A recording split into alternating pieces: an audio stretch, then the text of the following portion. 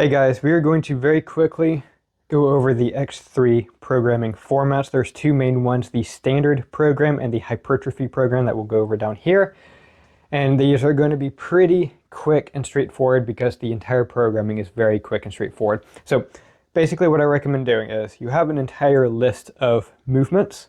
Some of these we won't be using the standard program, and there are reasons for that, but they can be used. You can do any of this. Now, as a standard, we do these in a pull and a push format. So we have two different formats. You can group this up however you want. You can have 3 routines if you want, because the standard program is pull, push, rest, repeat. So it'd be like Monday, Tuesday, Wednesday, Thursday, Friday, Saturday, maybe Sunday rest as well. Or do push then pull. It really does not matter. And we don't want to be too nitpicky with this kind of thing. It's not a big deal. We're going to take the movements. I'm going to show you how I plug them in. You can do this however you want. And people always ask, like, can I add this in here, or do I have to do these movements in this order? The order doesn't really matter. You have to find what works best for you. And I'll explicitly point out why that's kind of important to be aware of. So what I like to do, and this is also how I write it out in my notebook when I'm recording my reps, drag curls first, high pulls followed by deadlift. The placement of the deadlift is very important. And then bent rows to finish. That's my standard pull program. And just for the sake of example, I'm putting the @ symbol because that's what I put. We'll just say white band. So the lightest one possible. It doesn't really matter, the @ or the colons, it doesn't matter. You write this out however you want. But for the program, I would say something like, hey, 15 plus. Or if this is my second time doing it, the last time I did the high pulls, I did 30 reps. So this time I'm doing 31 plus. That's cool. And then deadlifts, 20 plus. This is 35 plus. Whatever. It doesn't really matter. So this is what your program looks like. You do the drag curls 3, 2, 1, go. You can do some warm-up stuff if you need to beforehand. Don't overdo it though. Drag curls, 1 single set to maximum fatigue. You write down how many you did.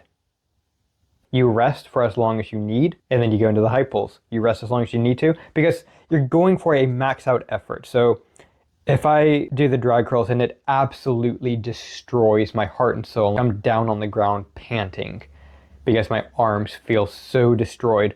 I don't want to go straight into the high pulls because I'll probably not be able to do anywhere near as many reps. So I like to rest for about 3 to 5 minutes. Typically. Sometimes it might be more like 1 minute or 2 minutes. You follow your own heart rate and how you feel, and you go into the next set when you feel like, hey, I can do a max out effort again. Placement of the deadlift is very important in this routine. So some people like to do the deadlift first. Consistently, whenever I do deadlift first, everything else suffers. Everything else is miserable. I put my heart and soul into everything, but the deadlift is something special. This is the king of all movements, and I have a priority on this being like, this is what I really, really try to kill myself with. Everything else, I can try to kill myself with the drag curls. It doesn't leave my body feeling like it's been thrown into oblivion like the deadlift does. Same thing with the high pull, same thing with bent over rows.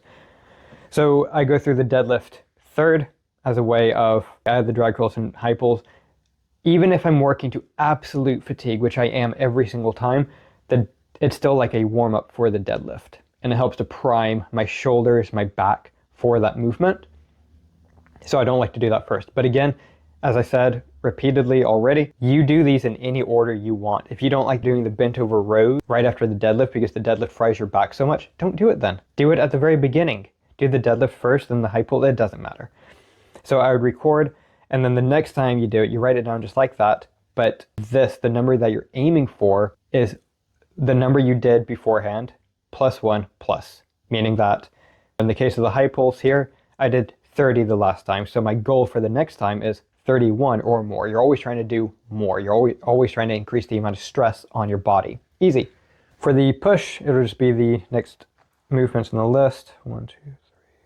So I will start off with calf raises. Then I will do chest press, front squats, or split squats. I will alternate the ones that I'm doing on this. And then overhead press. And I will typically then follow up with some other shoulder like accessory movements such as the flies, reverse flies, or the banded laterals, whatever. So I will often choose to do supplementary stuff after the overhead press, and that's what that looks like. That's it. Again, you mix and match this however you want to. I just recommend, guys, have a standard way of doing it. Don't mix it up constantly all the time. Make it a standard. It just helps to keep things a lot more simple. You don't want to, unless you do just simply want to, you don't need to have a whole lot of customization going on all the time, have a lot of guesswork going on all the time. Just make it simple and straightforward. Repeat these first 2 routines. This is what your training program needs to look like for at least the first 3 months.